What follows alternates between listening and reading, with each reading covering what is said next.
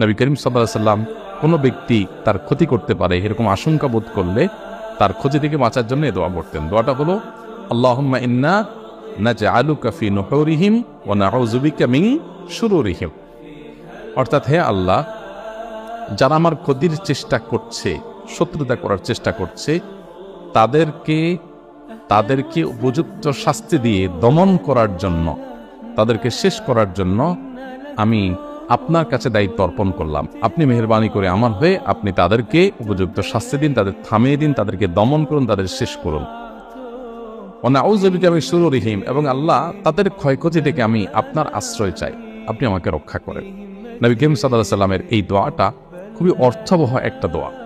এই জন্য জীবনে কখনো কোনো শত্রু আমাদের নবী সাল্লাল্লাহু আলাইহি সাল্লামের কোনো ক্ষতি করতে পারে নাই।